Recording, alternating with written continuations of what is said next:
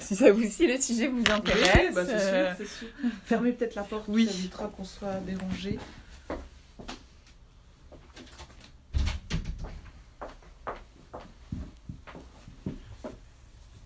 Alors du coup, est-ce que je peux vous poser déjà la question, selon vous, qu'est-ce qu'une émotion? Vaste Mais oui, sujet. j'imagine, oui. Alors, l'émotion, bah, c'est ce qu'on va ressentir. Enfin, l'idée, c'est que face à une stimulation, quelle qu'elle soit, on peut ressentir une émotion. Alors, j'imagine que vous savez on décrit en général 5 ou 6 émotions de base, hein, qui sont la joie, la tristesse, la colère, la peur, le dégoût. Puis après, en fonction des auteurs, on en rajoute plus ou moins. Mais avec l'idée qu'il y a quand même des émotions de base, d'où vont découler des émotions plus subtiles, comme la sensibilité, l'émotivité. Alors, si on a la colère, on peut avoir la rage qui va être une émotion plus intense, ou l'irritation qui va être quelque chose de moins, etc., à différents degrés. D'accord. Et l'idée, c'est que les émotions sont nécessaires à l'adaptation. C'est ce qui va permettre à l'individu de s'adapter aux autres, s'adapter à l'environnement. Et que sans émotion, on ne fonctionne pas bien.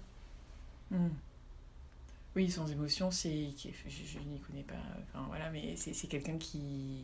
Enfin, il y a des gens qui n'ont pas d'émotion, qui sont Il y a des gens qui sociopathes, peuvent avoir des lésions cérébrales où finalement Voilà. les émotions. Alors, soit ils ne ressentent plus d'émotions, soit ils ne sont plus capables d'exprimer des émotions, voire ils ne sont pas capables de repérer les émotions chez les autres. D'accord. Et on sait que dans la lignée évolutive, par exemple chez les animaux, les émotions, ça permet d'informer les congénères d'un danger potentiel, ou éventuellement d'informer les congénères qu'ils ont trouvé de la nourriture, etc. Et que sans émotion, il n'y a plus de communication qui se fait entre les animaux, mais entre les individus, etc. Ou ça va perturber la communication entre les individus. Et le sujet des émotions, oui, c'est un sujet qui a toujours été, d'un point de vue historique, qui a toujours intéressé d'un point de vue clinique. Alors, souvent, on fait remonter plus ou moins aux travaux de Darwin, sur justement, c'est le premier qui a parlé des émotions chez les animaux, en essayant de décrire un petit peu ce qui se passe. Et puis ensuite, les premiers auteurs sur les émotions, ça a été notamment un auteur anglo-saxon qui s'appelait James, qui a écrit un ouvrage Qu'est-ce que l'émotion ? Pour essayer de comprendre un petit peu ce qui se passait et comment, notamment face à une situation de danger, un individu va réagir. D'accord. Donc cette idée d'émotion était liée à une survie, un danger. Voilà, en fait. c'est ça. Et l'exemple princeps de James, c'est je vois un ours, j'ai peur, je me mets à trembler, et puis avec tout le débat de savoir, est-ce que je vois un ours, est-ce que je me mets à trembler et il y a une perception du tremblement qui donne lieu à la peur, ou est-ce que je vois un ours, j'ai peur, et du coup je me mets à trembler. Et ça a occupé pendant longtemps, pendant tout le 19e, les auteurs, de savoir dans quel sens ça se passait. D'accord. Avec l'idée que dans toute émotion, il y a le stimulus qui est présent. Alors là, ça peut être de voir un ours et qui fait peur, ou ça peut être de voir quelque chose d'agréable qui procure de la joie. Est-ce qu'il y a d'abord des réactions physiologiques, et puis ensuite une prise de conscience cognitive de ce qui se passe, et dans quel sens ça se passe. Donc il y a eu les deux courants où finalement on se rend compte que c'est presque simultané, et que longtemps on a pensé que finalement le physiologique primait, puis finalement on est revenu avec les travaux vous avez probablement eu connaissance des travaux de Damasio, Antonio Damasio, et qui dit justement que finalement le physiologique est très rapidement présent avec une prise de conscience aussi rapide. Et donc, que dans toute émotion, il y a différentes composantes, et notamment l'activation physiologique, et puis la prise de conscience cognitive qui va préparer l'individu à l'action. D'accord. Et puis le ressenti subjectif. C'est agréable, c'est désagréable, ça me fait peur, ça me met en colère, etc. D'accord. Donc ça intervient à peu près en même temps. Oui, alors maintenant, c'est presque simultané. C'est uniquement par les techniques d'imagerie cérébrale qu'on arrive à différencier les choses. D'accord. Et puis après, il y a le fait que parfois, c'est des exemples classiques, hein, parfois ça arrive que quelqu'un nous dise, un proche va nous dire « mais t'as l'air en colère, pourquoi t'es en colère, pourquoi t'es irrité ?» Puis nous on répond « mais non, je suis pas en colère ». Puis finalement on se rend compte qu'éventuellement on l'est. Donc on a exprimé de la colère sans forcément en avoir totalement conscience. Et ça, c'est des exemples courants qu'on peut rencontrer dans la vie quotidienne, où des fois, il y a un jour, on se sent pas, on n'est pas 100% à l'aise, on ne sait pas trop ce qui se passe, puis finalement on découvre qu'on est effectivement irrité, éventuellement on sait pourquoi, et on met une étiquette sur ce malaise qu'on avait sans forcément en prendre conscience. Donc on avait des manifestations de cette anxiété ou de cette peur sans forcément la rendre consciente.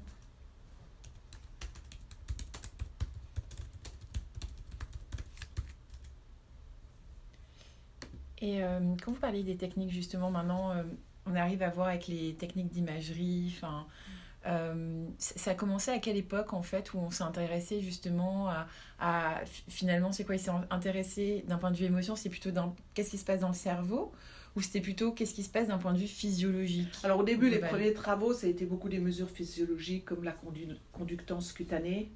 C'est... Conductance cutanée. On mesure l'humidité de la peau, en fait. D'accord. Et on sait que quand on a une émotion, on a tendance à avoir un petit peu les mains moites. Et puis le rythme cardiaque. Éventuellement aussi la chaleur corporelle. Parce qu'on sait que quand on est face à une émotion, en général, il y a une augmentation du rythme cardiaque, une augmentation de la chaleur corporelle, la conductance cutanée, une augmentation du rythme respiratoire. Mais finalement, ce n'est pas hyper spécifique d'une émotion à l'autre. Parce que ça soit une émotion de peur ou de surprise, on a un peu les mêmes réactions physiologiques. Et donc petit à petit, avec l'avènement des progrès de l'imagerie cérébrale, on peut maintenant voir dans le cerveau ce qui se passe. On propose des stimuli émotionnels sous forme d'images le plus souvent, mais ça peut être sous forme de son aussi, à des individus qui sont dans une IRM. Et puis on regarde quelles sont les zones cérébrales qui s'activent en fonction de quelle émotion. Et le son, ça fonctionne de la même manière? C'est-à-dire Oui, alors ça peut être on suscite des émotions soit avec ça peut être avec des mots ou avec des musiques aussi, des musiques plus ou moins plaisantes, plus ou moins angoissantes. Et ça se passe comment du coup? Donc il y a de la musique, et après comment on collecte justement ces informations? C'est plusieurs capteurs qu'on met sur la personne? Non, alors dans l'IRM, c'est vraiment... Ah, c'est dans l'IRM. Alors, pardon. Ça peut être dans l'IRM ou ça peut être dans d'autres situations. Ça peut être aussi uniquement avec des électrodes sur la tête, où on évalue des potentiels évoqués. Mais le mieux qu'on puisse faire, c'est l'IRM fonctionnel, où on voit vraiment les zones du cerveau qui s'activent en réponse à telle émotion et qui ne s'activent pas dans une autre émotion. Et on peut calculer le temps entre le stimulus et l'activation cérébrale.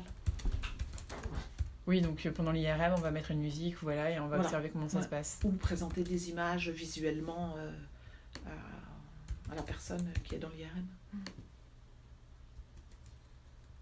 D'accord.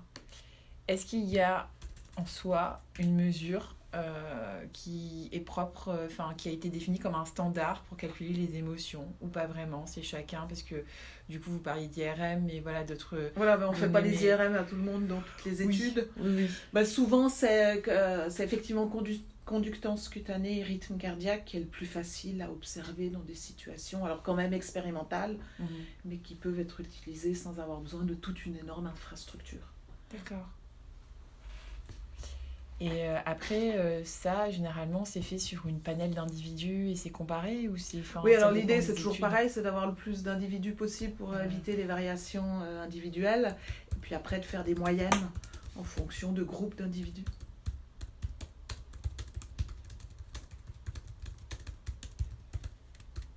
D'accord.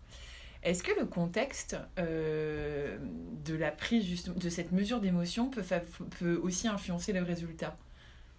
Parce que par exemple, si je prends Datacalab, qui est une entreprise, qui est une start-up qui a été créée il y a quelques années, et donc ils mesurent eux les émotions par l'intermédiaire d'un bracelet où ils vont prendre justement la pulsion cardiaque ou le niveau, tout ce qui est électrodermal, ou sinon avec du facial coding, donc ils déclenchent la vidéo qui va interpréter avec les mouvements des muscles du visage de Paul Ekman, etc. Et du coup, donc voilà, ils arrivent à un algorithme et ils déterminent l'émotion. Mais si je réfléchis d'un point de vue un peu en amont, la personne qui sait qu'on va détecter des émotions sur elle, est-ce que ça peut influencer justement Oui, alors forcément, il y a des gens après qui peuvent décider de plus ou moins consciemment de réprimer certaines émotions. Et puis, il y a des personnes, il y a des gens qui sont très expressifs émotionnellement, il y en a d'autres qui le sont moins. Il y a des études, déjà un peu anciennes, mais qui ont montré que, par exemple, dans des populations asiatiques, qu'on montre beaucoup moins en public ces émotions, et que lorsqu'on met des personnes de culture asiatique face à un film qui est censé procurer des émotions, si la personne est seule dans la salle, elle va exprimer plus d'émotions que s'il y a un groupe de personnes qui regardent le film. C'est intéressant. Et donc après, il y a des variables culturelles. Mm-hmm. Et puis il y a des... Effectivement, si on pense même aux gens qu'on connaît dans son entourage, on sait qu'il y en a qui sont beaucoup plus expressifs émotionnellement que d'autres. Ouais. Il y a des gens qui expriment plus facilement des émotions, il y en a qui vont être un peu dans l'hyper-expressivité émotionnelle, à exprimer beaucoup d'émotions, peut-être parfois un peu, on a l'impression que c'est un petit peu exagéré, et puis d'autres qui sont plus aussi dans la répression émotionnelle. Mais forcément qu'une situation, une expérimentation peut éventuellement inhiber un petit peu certaines personnes. Et c'est vrai que souvent, quand on dit, notamment dans le cadre de recherche, quand on rencontre des gens, on leur dit qu'on va faire un entretien avec elles, etc. Souvent, les gens, au début, on les sent un petit peu réticents. Et puis après, les gens entrent dans l'entretien, entrent dans la relation, et en général, ça s'atténue. Mais moi, souvent, en tant que psychologue, j'ai vu alors justement des gens qui ont des maladies neurologiques ou des maladies infectieuses, qui au début parlaient à un psy, c'est encore un peu... Ouais. Les gens n'aiment pas trop, ça les intimide un peu, puis au final, souvent les gens terminent en disant « Ah mais finalement, c'était intéressant, je pensais pas que c'était comme ça de rencontrer un psychologue. » Et des choses comme ça. Donc forcément que ça intervient dans toute étude.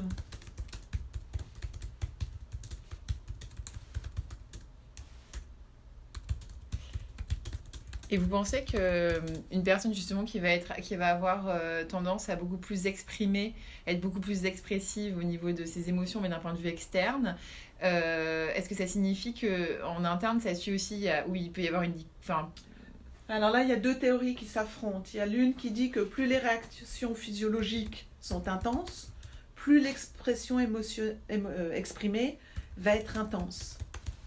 Donc des gens qui disent que ça se cumule finalement les effets. Et puis une autre théorie qui dit qu'au contraire, parfois, alors ça c'est des situations, par exemple, vous êtes dans une situation où vous ne pouvez pas, les exemples classiques qui sont donnés, c'est vous êtes à une cérémonie d'enterrement, etc. Et tout à coup, il y a une situation comique, vous avez envie de rire. Vous ne pouvez pas le faire parce que les codes sociaux vous empêchent d'éclater de rire lors d'un enterrement.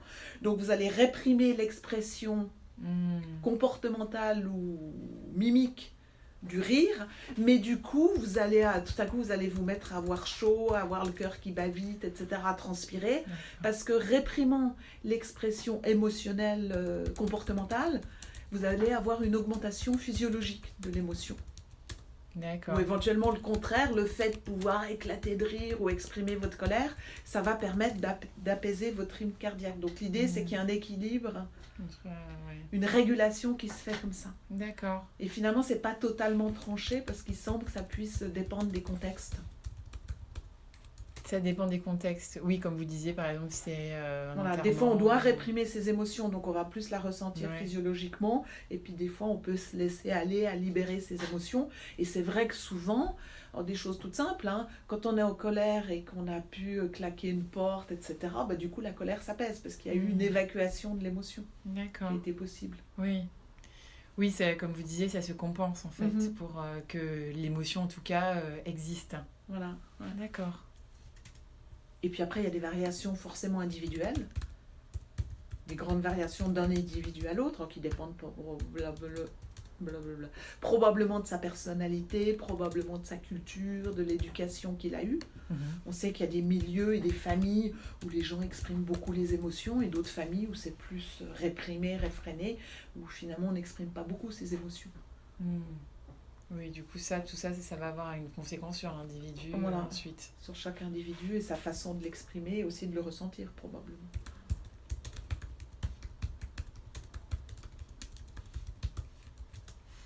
Et est-ce qu'il y a des tests qui ont été mis en place pour, en gros, mesurer des émotions, des choses que vous utilisez, ou en tout cas qui sont des sortes de standards Un des grands standards, c'est la batterie d'Ekman, que vous évoquiez tout à l'heure, qui maintenant a été informatisée, qui reste un des grands standards. Et puis maintenant, il y a pas mal de personnes qui essayent, alors c'est vraiment que le visage, qui essayent aussi de construire des batteries où on ne voit pas uniquement le visage, mais on voit éventuellement la gestuelle des personnes, les mouvements des mains ou du corps, hein, qui peuvent aussi contribuer à exprimer une émotion. Et même maintenant, il y a des personnes qui essayent aussi de mettre en place même des vidéos pour que ce ne soit pas juste des visages qu'on observe, mais plus des situations écologiques où on voit vraiment les gens réagir face à différentes émotions. D'accord. Il y a beaucoup de gens, hein, qui travaillent sur la question, il y a beaucoup de mesures, ouais, actuellement qui existent pour essayer justement d'avoir les mesures les plus naturelles en quelque sorte possibles ou les plus écologiques possibles des situations émotionnelles. D'accord. Quand vous Et parlez... puis sinon, il y a aussi toute la batterie des images de l'IAPS.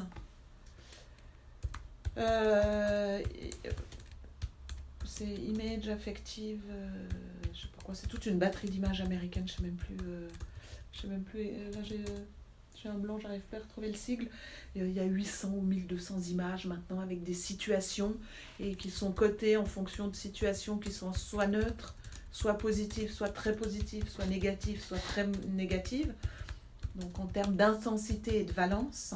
Et c'est des situations, soit des objets, des animaux, des personnages, des situations sociales, etc., qui sont souvent utilisées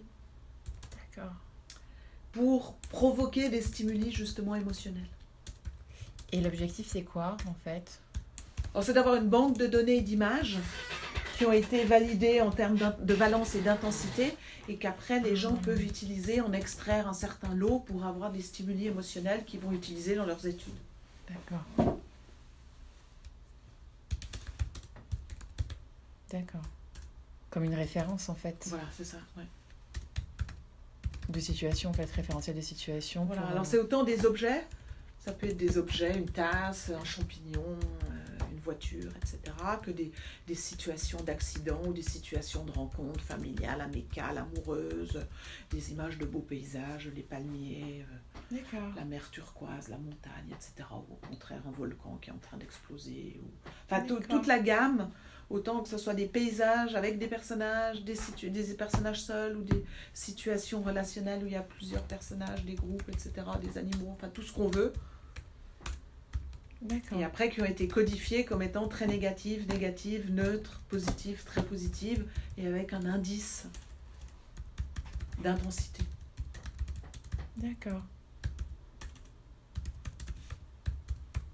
Et il y a un site, hein, si vous tapez Image IAPS, le site, vous tombez sur le site, il y a possibilité de s'inscrire gratuitement sur le site et de voir et d'avoir accès à toute cette banque de données. Ah bah super, je regarderai ça. Et vous parliez aussi du coup des mesures avec vidéo, c'est-à-dire que c'est quoi, on filme l'individu dans Non, éventuellement on présente à un individu des vidéos de personnages qui interagissent, où on voit juste un des personnages qui réagit à une situation émotionnelle et l'individu doit, comme la banque de données d'Ekman, il n'a plus juste le visage, mais il voit un individu qui bouge, qui gesticule et qui a une mimique. Et il doit identifier quelle est l'émotion que ressent ou qu'exprime l'individu. Donc pas uniquement comme Paul Ekman où c'était uniquement les émotions, voilà. les mais 5 aussi émotions avec la sur le gestuelle, visage. éventuellement. Et là, il y a de la gestuelle qui arrive en plus pour venir confronter ça. Ouais. Et, mais ça s'utilise notamment chez des gens, par exemple des personnes âgées ou des personnes Alzheimer, où c'est plus difficile de reconnaître les émotions et certaines émotions. Tandis que l'idée que quand on voit la personne qui gesticule, qui a un mouvement de retrait ou un mouvement d'explosion de joie, des fois c'est plus facile à reconnaître que juste le seul visage. D'accord, oui je comprends. Oui, et puis c'est peut-être... Enfin, parce que si on se focus que sur le visage, mais c'est vrai que l'émotion, ça vient aussi avec de la gestuelle. En général, il y a aussi le corps qui participe à l'émotion. Oui, complètement. Est-ce qu'il y a aussi des tests qu'on corrèle avec l'émotion et la personnalité ? Est-ce qu'il y a un lien Il y a eu beaucoup de travaux qui ont été faits entre personnalité et émotion. Alors après, il y a des liens, hein. C'est vrai qu'il peut y avoir des liens, mais c'est compliqué. D'accord. Alors après, c'est plus des notions qu'effectivement que les gens introvertis expriment moins d'émotions que les gens extravertis ou des choses assez générales.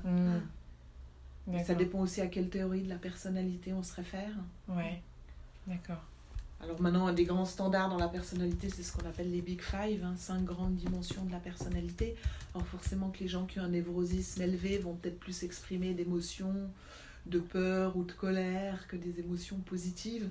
D'accord. Mais bon, c'est des choses assez convenues et... Ok. C'est intéressant ce que vous me dites par rapport aux Big Five, parce que ça, c'est quelque chose aussi qu'ils ont... en intelligence artificielle, ils s'appuient aussi sur cette théorie. Vous pouvez m'en dire un tout petit peu plus sur comment ça fonctionne, justement, d'un point de vue psychologie, ce Big Five? Alors, c'est un questionnaire qui a été construit, je ne sais plus exactement, il y a plus de 200 questions. D'accord. Et ça permet d'identifier 5 grandes dimensions de la personnalité. D'accord. Qui sont l'ouverture aux choses, aux autres, la conscienciosité. Pour se rappeler des 5, c'est océan. Donc ouverture, oui, c'est conscienciosité, extraversion, l'agréabilité et le névrosisme. D'accord. Et l'idée, c'est qu'on peut calculer 5 grandes dimensions et au sein de chaque dimension, on identifie des facettes, ce qui a été appelé des facettes. Donc il y a 6 facettes par grande dimension. D'accord. Et les facettes, ça va sur un aspect dimensionnel, du plus au moins. Et donc, soit on regroupe, on fait un profil pour chaque individu, on voit quelle est la dimension prévalente, la dimension de la personnalité qui est prévalente chez lui, et puis après, on peut aller voir dans le détail quelles sont les facettes qui sont le plus ou le moins sur une dimension, donc une facette qui va du plus au moins, et on regarde où se situe l'individu, et on peut faire un profil par individu. D'accord. Donc avec sous-entendu que même quelqu'un qui est dans la dimension névrosisme, tout le monde, en fonction des facettes, ne va pas avoir exactement le même profil. Et névrosisme, c'est-à-dire Le névrosisme, c'est plus tout ce qui est en lien avec la tristesse, l'anxiété, le pessimisme. D'accord. De façon un peu réductrice. D'accord. En plus des émotions dites négatives. Ouais. D'accord. Et ok. Et l'ancrage mémoriel, ça a un lien justement avec les émotions, selon vous? C'est-à-dire, qu'est-ce que vous appelez par ancrage mémoriel? Oui, c'est peut-être pas le bon terme. Si je ressens une émotion en regardant une peinture ou en lisant un texte ou en regardant un film, et c'est une forte émotion ou une situation, est-ce que ça a un lien sur le fait que je vais garder plutôt en mémoire ce souvenir? Oui, alors l'idée, c'est que les souvenirs qui sont associés à des émotions sont mieux mémorisés. Ouais. D'accord. Ouais. Et qu'après, dans une situation un peu équivalente, ça va rappeler l'émotion première. Et donc, souvent, le rappel est plus rapide. D'accord. Oui, en général, c'est ce qu'on dit, c'est que les situations émotionnelles sont mieux rappelées que les situations neutres. D'accord. Est-ce qu'il y a, vous pensez, un lien avec aussi des générations par rapport aux émotions? Donc, si, ça revient aussi un peu ce que vous disiez tout à l'heure sur l'éducation, mais est-ce que le facteur, je ne sais pas, socio-économique ou je ne sais, a des liens sur des typologies de génération qui vont peut-être, il va y avoir une influence sur les émotions. Par exemple, demain, je vais vouloir mesurer l'émotion, je dis n'importe quoi, d'un jeune de 20 ans qui va regarder une vidéo et la comparer ça avec un enfant ou comparer ça avec une personne âgée. Est-ce que, justement, ces notions d'âge, d'expérience et peut-être générationnelle va avoir un effet? Oui, forcément que les événements de vie marquants ouais. ont un effet sur les souvenirs. Si vous parlez avec des personnes âgées, je sais pas, de 80 ans et quelques, si vous leur parlez de souvenirs marquants et tout, souvent elles vont vous référer à des choses de la guerre, des événements de la guerre, etc. D'accord. Donc on imagine bien que les événements marquants de la vie, en général, vont influencer aussi les souvenirs et les émotions. Et les enfants, les émotions, c'est quelque chose qui ressentent ça différemment? Enfin, je veux dire, c'est... Non, mais ça se développe progressivement. La palette des émotions n'est pas exactement la même d'emblée. Alors les enfants, les bébés sont capables d'exprimer des émotions de base, le dégoût, la tristesse, la joie. Ça, rapidement, un bébé est capable de l'exprimer. Et puis après, c'est en lien avec le développement du cerveau et puis les interactions qui va intégrer petit à petit des émotions plus complexes. D'accord. Ça va se faire progressivement avec le développement de la théorie de l'esprit aussi, de se représenter ce que peut penser l'autre. D'accord. de comprendre éventuellement que si on lui prend son jouet, l'enfant en face ne va pas être content. Ça s'intègre progressivement. D'accord. Intéressant. Et vous pensez qu'il peut y avoir, justement, alors je ne sais pas si ma question va être bien tournée, mais demain, je veux vendre un produit et je sais que telle ou telle personne est plus, réceptive à telle ou telle émotion, imaginons. Est-ce que l'influence, voilà, est-ce qu'il peut y avoir un lien entre émotion et influence? Est-ce que je vais être plus à même d'influencer une personne dans son comportement, ou un enfant par exemple qui va peut-être être moins bien construit psychologiquement, parce que voilà, il a vécu moins de choses, d'influencer cet enfant parce que c'est vrai par exemple à la télé, ils savent comment plus ou moins communiquer à tel enfant pour leur donner envie de dire aux parents d'acheter tel ou tel produit. Est-ce que ça, oui, ce côté un peu sur si on sait que telle personne est plus sensible à tel type d'émotion. Oui, exactement. Est-ce que vous pensez qu'il peut y avoir un... Je pense, oui. Ouais. Parce qu'autant on essaye de jouer sur les émotions de joie, etc., pour vendre des produits, la publicité, etc., autant on voit toutes les œuvres humanitaires qui essayent de récupérer de l'argent, jouent sur la sensibilité, la tristesse, essayer d'émouvoir les gens, les alertant sur les enfants qui meurent de faim et des choses comme ça. Je sais pas, les courriers dont on est abordé dans la boîte aux lettres, c'est quand même cette corde qui est sensible qu'ils essayent de manipuler chez les individus. Et effectivement, il y a des individus qui doivent être plus sensibles à ça que d'autres. Et est-ce qu'il y a un degré d'émotion auquel l'individu se coupe au bout d'un moment? Par exemple, je sais pas, imaginons demain, il a une journée très émotionnelle où on va lui montrer beaucoup de choses en lien avec des images, je ne sais trop quoi. Parce qu'à un moment donné, il va y avoir, l'individu va essayer de se couper de ça, parce que ça va être trop de surcharge émotionnelle pour lui, en fait. Et du coup, va finalement devenir, à l'inverse, réticent à ça et se fermer. Alors, ce qu'on décrit dans la pathologie, notamment dans la dépression, d'accord, ce qu'on décrit, c'est que les individus, des fois, deviennent un peu indifférents à ce qui se passe autour d'eux. Alors, c'est un des processus émotionnels dans la dépression. Mais l'idée, c'est aussi que la dépression, par exemple, la tristesse est tellement douloureuse dans la dépression. On parle d'humeur douloureuse dans la dépression, et qu'au final, l'individu ressent moins, parce que c'est une manière de se protéger. Et que c'est tellement douloureux que finalement, mettre les émotions à distance, c'est une façon de se protéger contre cette douleur morale. D'accord. Mais qu'effectivement, dans la dépression, ça va toucher aussi d'autres émotions, et notamment les émotions positives. Et on décrit souvent, les patients déprimés décrivent souvent qu'ils ont moins de plaisir à faire les choses qu'avant.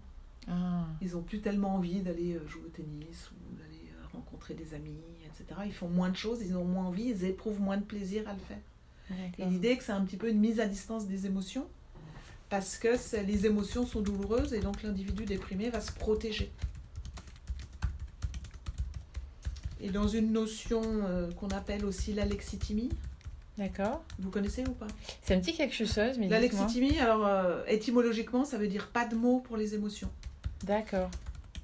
Donc c'est du grec, le A c'est le A privatif, lexis c'est les mots et thymie c'est l'émotion. Donc pas de mots pour les émotions. Et l'idée, c'est que c'est des individus qui n'arrivent pas à verbaliser leurs émotions. Avec un débat, est-ce qu'ils ont des émotions mais ils n'arrivent pas à les verbaliser, ou est-ce qu'ils n'ont pas d'émotions? Alors l'idée, c'est qu'au début, ça a été étudié dans la pathologie mentale. Et puis après, on s'est rendu compte que l'alexithymie, finalement, il y a des gens dans la population générale qui sont très alexithymiques, sans être malades. Et puis il y en a qui ne le sont pas du tout. C'est un peu un continuum.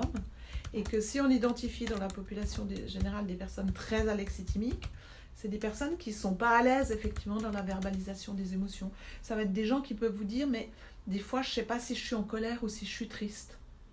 Ou qui ont de la peine à différencier tristesse et surprise, par exemple. Pour eux, c'est un peu la même chose, et qui ont de la peine à verbaliser leurs émotions, et qui peuvent fonctionner très bien. Mais l'idée, c'est que ce serait peut-être une vulnérabilité à un jour se déprimer ou pas. D'accord. Alors, il y a des gens qui sont comme ça, et puis l'idée, c'est qu'il y a des gens, quand ils sont déprimés, ou quand ils ont un traumatisme, ou quand ils sont très anxieux, ils deviendraient alexithymiques. À nouveau, ce serait un facteur de protection. D'accord. Et c'est beaucoup de enfin, est-ce qu'il y a des études statistiques qui montrent combien de pourcentage de la population est alexithymique, par exemple? Ouais, alors les études actuellement disent qu'il y aurait à peu près entre 10-15% de la population qui pourrait être considérée comme alors un peu alexithymique. Enfin, pas forcément beaucoup, mais c'est comme toutes les variables psychologiques. Hein. On a des échelles, des autoquestionnaires qui peuvent mesurer, et on a les gens dits très alexithymiques, ceux qui ne le sont pas du tout, puis tous ceux qui sont plus ou moins intermédiaires. D'accord, ok. Et pour parler des émotions positives et des émotions négatives, comment, d'un point de vue psychologique, vous classiez ça, en fait, ou une expérience positive ou négative? Enfin, ça semble logique comme ça, mais à verbaliser... Puis après, ce qu'il faut garder en mémoire, c'est qu'une émotion qui pourrait être positive n'est pas forcément positive pour tout le monde. Hein. Ah oui, oui, oui. Je sais pas, par exemple, annoncer à quelqu'un, un individu qui a une promotion professionnelle, pour plein d'individus, ça va être la joie. Mais on sait que pour certains individus, ça va être plus de l'anxiété, de se dire, mais tout à coup, je vais avoir d'autres responsabilités, je vais devoir manager une équipe, je vais devoir peut-être voyager ou faire ci et faire ça. Et c'est pas forcément positif. C'est comme tous les événements de vie. Hein. Il y en a qui sont positifs, il y en a qui sont négatifs. Donc c'est très individuel. On peut imaginer des circonstances où dans une situation de deuil. En général, le deuil, c'est associé à la tristesse, à la souffrance. Mais selon les circonstances, ça peut des fois être un soulagement parce qu'on sait que la personne souffrait énormément ou que c'est une personne qui nous traumatisait, qui nous manipulait, etc. Et finalement, ça peut être une libération aussi. Oui, je comprends. Et ça, c'est des choses qu'on peut mesurer facilement, l'émotion positive ou négative vis-à-vis d'un individu? Alors, c'est de lui présenter des stimuli et lui doit décider si c'est positif ou négatif et à quelle intensité, ouais. Et ça, c'est après, c'est-à-dire on mesure l'émotion et après on lui demande de dire si c'est positif ou négatif, ou non, on présente une émotion à un individu, ouais, d'accord. Et après on regarde lui, pour lui, est-ce que c'est une émotion, enfin on présente un stimuli à un individu et lui doit éventuellement identifier quelle émotion ça lui suscite et si pour lui c'est quelque chose de positif ou de négatif et éventuellement côté l'intensité de l'émotion. D'accord. Si on revient sur cette banque de données liée à Payas dont je parlais tout à l'heure, il y a des stimuli qui sont considérés comme des stimuli neutres. D'accord.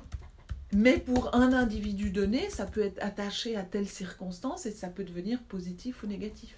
D'accord.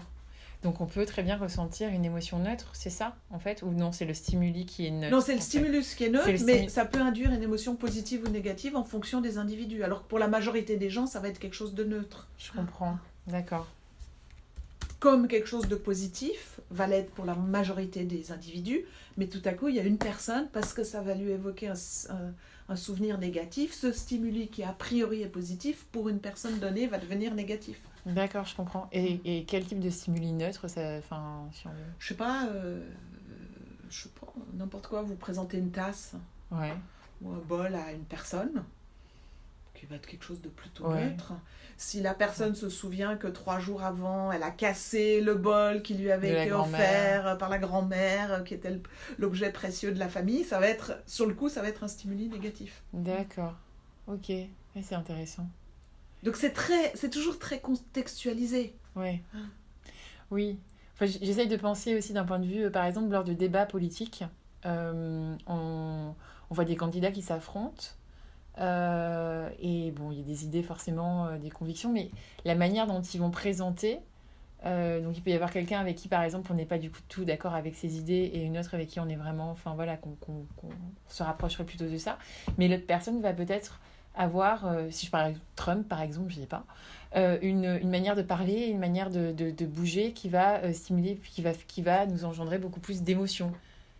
Oui, peut-être qu'elles seront négatives. Mais... J'imagine que vous ne prenez pas par hasard l'image de Trump parce qu'il est très dans la gestuelle et l'émotion. Exactement, ouais. Il est très hyper expressif, beaucoup plus que d'autres personnes. Donc c'est vrai que forcément qu'en réaction, probablement que les gens qui sont pour, ils sont d'autant plus pour parce qu'ils trouvent ça formidable. Ouais. Et puis ceux qui sont contre, ça les agace d'autant plus parce qu'il exprime beaucoup d'émotions mais qui sont en contradictoire avec celles qu'ils ressentent à son égard. Quoi. Oui, c'est ça. Donc il peut y avoir en fait un débat d'idées où la majorité finalement va dire non, c'est pas ce candidat, mais au final il va tellement provoquer d'émotions que du coup, on va forcément parler de lui et que du coup, voilà il va... Et il va laisser les gens beaucoup moins neutres. Oui, c'est ça. Soit les gens vont abonder dans son sens, soit au contraire, ils vont être totalement contre, mais que finalement, un individu un peu plus terne va susciter moins de débats. Probablement. Oui. Je vous en prie, hein, si... Merci. Je pense à un numéro extérieur, c'est pas... D'accord, ok. Oui, non, c'est intéressant cette notion de justement... du fait que ça soit neutre ou non et de voir quelque chose qui va être négatif ou positif. Après, j'essaye de transposer ça aussi par rapport à des marques qui peuvent avoir des bad buzz sur, à un moment donné, par exemple, si je prends le scandale de la viande de cheval ou des choses comme ça, ou, enfin, c'est peut-être pas forcément le bon exemple, mais en tout cas, ou BMW aussi avec les pots d'échappement, on va faire parler. Et après, certaines marques arrivent, en fait, ça peut être très négatif, mais au final, après, à manipuler ça et à finalement augmenter leur notoriété. Donc, c'est vrai qu'il peut... Ouais, tout à fait. Quelque chose de négatif peut être retourné en quelque chose de positif parce qu'on en parle. Oui, c'est ça. Ça fait indirectement de la publicité. Oui. Et à votre avis, ce fait d'en parler, etc., c'est parce que du coup, ça anime les émotions et ça anime la passion. Et les gens sont plus... Je pense que c'est juste le fait d'en parler. Ouais. Et le fait que tout le monde en parle, ça doit aiguiser la curiosité peut-être des uns et des autres, qui ont envie peut-être d'en savoir plus. Est-ce que c'est forcément en lien avec une émotion? Je ne sais pas. D'accord. Bon, alors après, on peut dire que la curiosité est une forme d'émotion aussi. Oui, c'est vrai.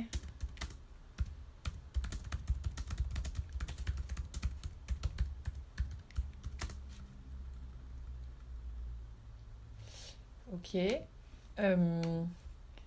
Est-ce que vous, si je devais vous demander d'un point de vue technologique, comment est-ce que vous voyez, par exemple, selon vous, ça pourrait être la technologie, l'innovation peut aider, en tout cas dans votre métier, à mieux analyser les émotions ou à mieux comprendre les personnes? Ah oui, sûrement. Ouais.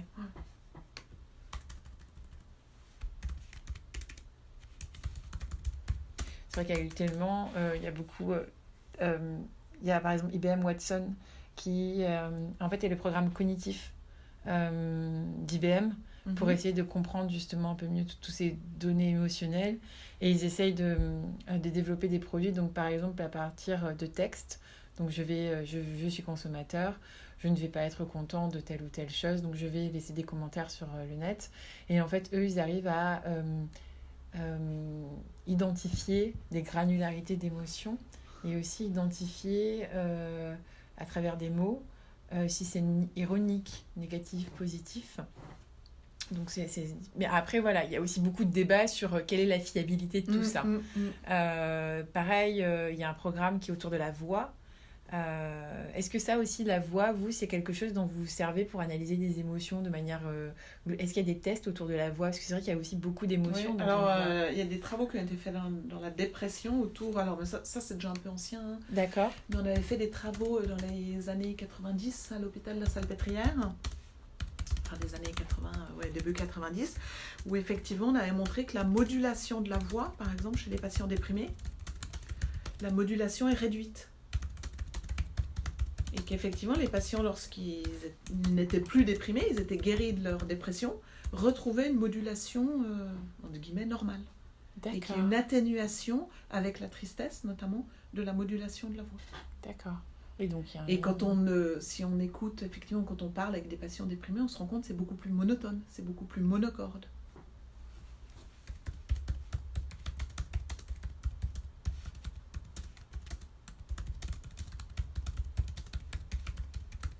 Et que quand on fait écouter, on fait lire une phrase à des personnes avec des intonations différentes, il y a des travaux qui ont été faits en plus des visages, on fait lire une phrase avec une intonation différente et la personne peut identifier si c'est une intonation de colère, de tristesse, de surprise ou de joie. En tout cas pour les émotions de base. J'imagine qu'on est aussi beaucoup plus réceptif en fonction des individus à tel ou tel son de voix ou ce qu'ils retrouvent. Enfin, finalement, c'est pareil pour de la musique ou des images, mais ça doit, en fonction de notre passé, des choses en fait. Oui. Puis il y a Oui, puis il y a des voix qui sont identifiées comme plus agréables que d'autres, ou plus réceptives que d'autres. Il n'y a qu'à voir les voix qu'on entend à la SNCF ou dans les aéroports, etc. C'est toujours un peu le même type de voix. Hein. Ouais.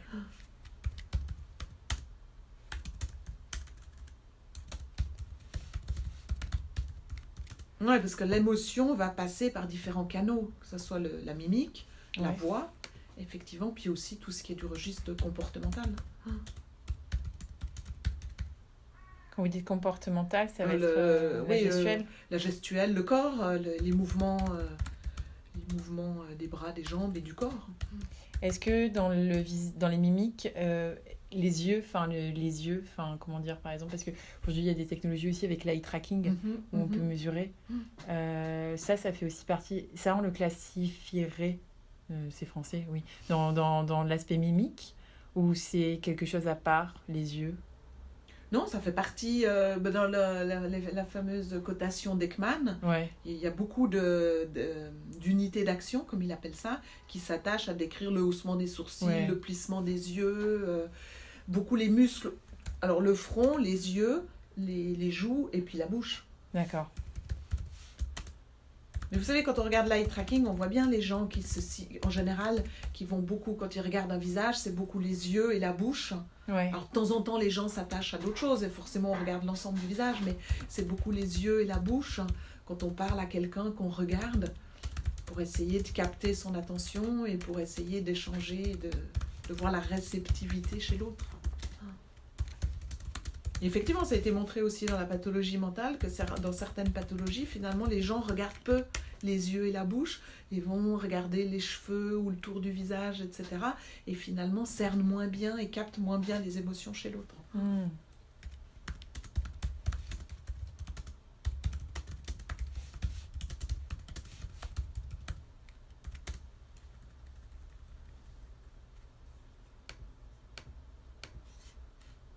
Et du coup, oui, dans les mouvements, on peut aussi intégrer, par exemple, je dis n'importe quoi, hein, je suis énervée, je me réveille ce matin et puis je vais plutôt avoir des mouvements beaucoup plus prononcés. Donc ça fait partie aussi de l'aspect comportemental, hein, c'est ça, c'est du corps. Ok.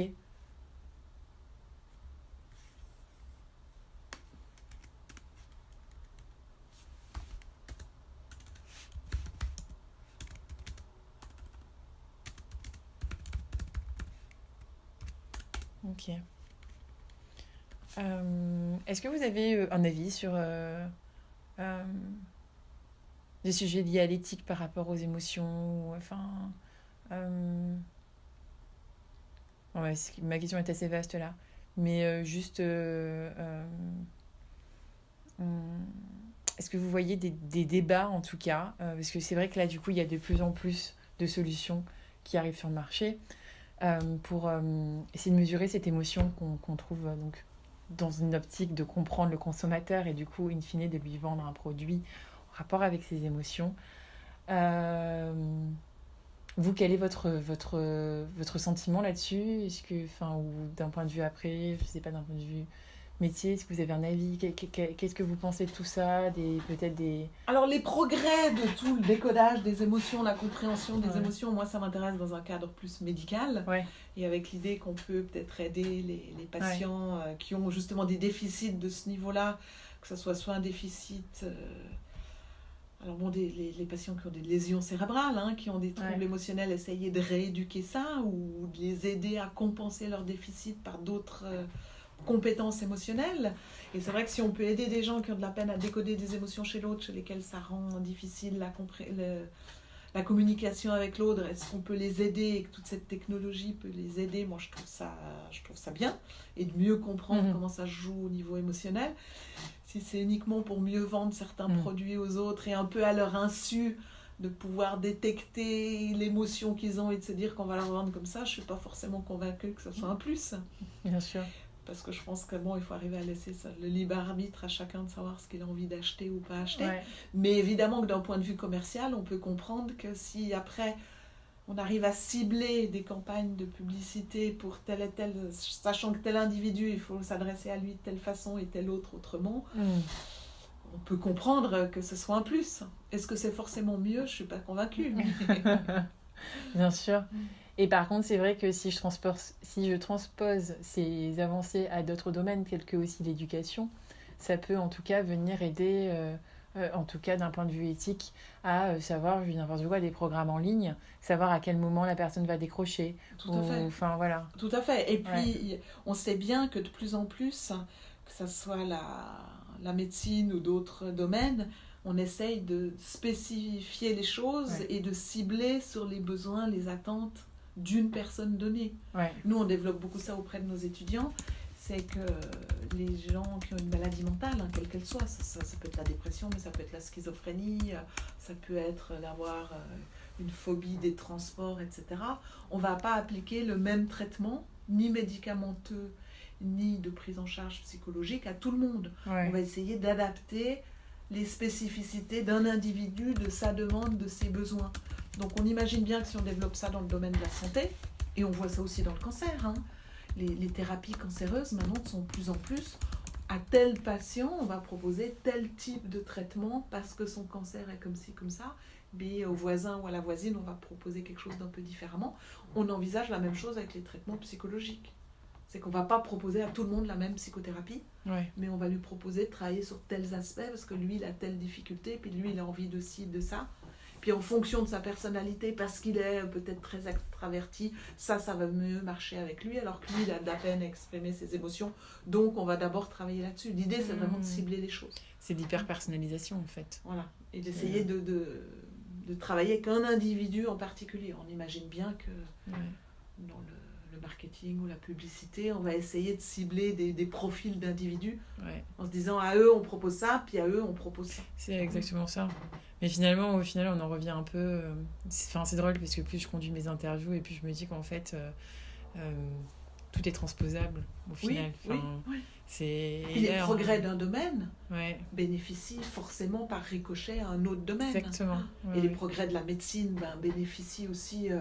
toutes les techniques d'eye tracking, de regarder tout ça, ça a été développé quand même au départ plutôt dans le monde médical. Et puis maintenant, c'est récupéré par le marketing. C'est récupéré par le marketing. Mais après, il y a d'autres technologies qui ont été développées dans d'autres domaines dont la médecine peut aussi s'approprier. Donc, ça marche comme ça. Oui, totalement. Mais c'est vrai que les techniques de vente... ça marche forcément qu'il faut adapter aux clients et aux consommateurs. Il y a des choses qui marchent, il y a des choses qui ne marchent pas. Oui, bien sûr. Il y a des gens avec lesquels je pense qu'il faut faire du forcing pour leur vendre des trucs. Puis il y a d'autres personnes qui ont horreur de ça. Oui, complètement. C'est très anecdotique, mais moi, si j'entre dans un magasin pour acheter des habits et que la vendeuse est après moi à me donner des conseils, à me dire vous devrez ça, moi je ressors direct. J'ai horreur de ça. Mais je suis sûre que ça marche bien avec d'autres personnes. Oui, bien sûr. Comme le fait aussi de pouvoir, par exemple, à un moment donné, certaines personnes vont peut-être pouvoir préférer parler à un ordinateur avec un chatbot qui va guider, etc., plutôt que d'avoir quelqu'un au téléphone. Et inversement, certaines personnes ont plus de facilité aussi à interagir avec des machines ou des choses comme ça, avec de la technologie, de l'innovation, que d'autres, dans certains cas. Donc, Et on se rend compte maintenant, il y a des développements justement de chatbots pour faire de la psychothérapie à distance.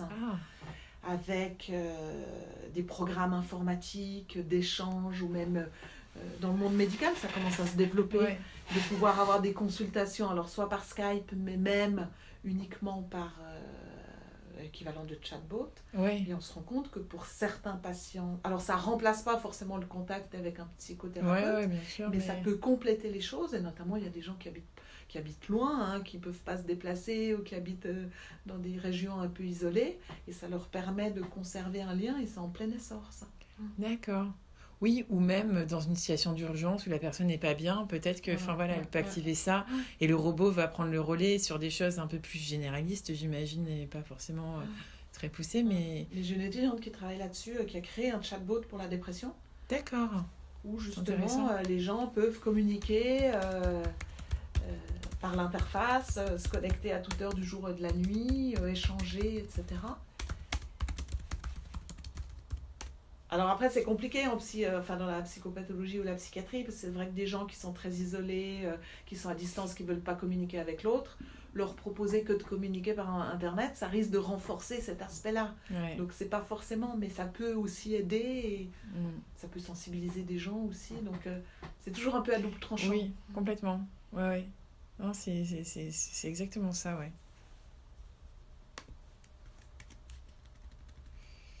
Je pense qu'on a bien... Merci beaucoup, en tout cas. Je suis en train de regarder, j'ai regardé des petites questions, mais on a pratiquement tout... on a tout abordé. Même des choses que je n'avais pas du tout pensé, donc c'est très bien. Vous en êtes à quel stade de votre thèse? Alors, je ne sais pas si je prends... parce que je m'étais dit, voilà, j'essaye de terminer ça pour la rendre fin mars. Mais c'est très... Ah, vous êtes vraiment en fin de thèse? Oui et non, c'est parce que c'était un challenge que je m'étais mis dans ma tête, mais c'est possible que je fasse 1 an de plus. Okay. Voilà, j'ai la possibilité dans tous les cas, donc ça va dépendre. Là, en fait, c'est un master, c'est un master exécutif. Okay. Donc c'est un peu différent. C'est sur, en fait, c'est des gens qui sont dans le cadre. Enfin, j'ai beaucoup par exemple, de directeurs du système d'information. Enfin, c'est plutôt une formation à destination professionnelle. Pour des gens qui sont déjà en train de travailler dans le domaine du digital, etc., et qui ont envie de s'hyper spécialiser. Et du coup, c'est sur 2 ans et demi. Et en fait, c'est pour ça que la thèse est... voilà, mais on a possibilité de rallonger si on veut plus de temps. Mais là, j'ai un point avec ma tutrice, donc je ne sais pas trop, parce que c'est vrai que c'est un sujet qui est très vaste et il y a beaucoup de choses à dire. Et en même temps, sur tout ce qui est la data, parce que j'ai aussi une grosse partie sur la technologie, sur l'utilisation des data, qu'est-ce qu'on peut faire, qu'est-ce qu'on ne peut pas faire, comment créer les algorithmes, etc. Et ça, il y a eu beaucoup aussi de changements avec une loi qui s'appelle RGPD qui est passée il y a quelques mois de ça pour justement protéger les données caractère personnel, etc. Donc, en fait, c'est un sujet qui est assez vaste parce que, justement, il y a un côté psychologie, neurosciences, un côté qui est très technologique, lié à des solutions, qu'est-ce qu'on peut faire aujourd'hui, comment on peut créer des algorithmes, la data, etc. Et il y a un autre volet qui est quand même aussi réglementaire, et l'éthique, par rapport à ça. Et après, un volet sur ça, quelles sont les limites, les opportunités. Et jusqu'à présent, quand on est sur... depuis 2 ans et demi, c'est un sujet qui est un peu à la mode quand même, les émotions dans le digital et comment on arrive à comprendre le client. Et c'est une nouvelle perspective, surtout avec l'intermédiaire de la technologie. Mais on en parle beaucoup, mais concrètement, après, clairement, qu'est-ce qu'on peut mesurer, comment, et faire justement cet état de l'art, ça n'existe pas. En fait, il n'y a pas eu vraiment d'études, donc c'est assez prenant quand même comme sujet, mais c'est très intéressant aussi.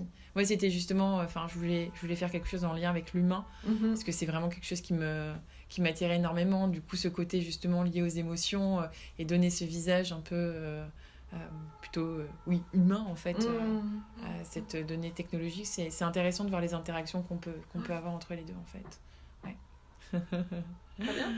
Merci beaucoup en tout cas. Je reviendrai vers vous avec les verbatim.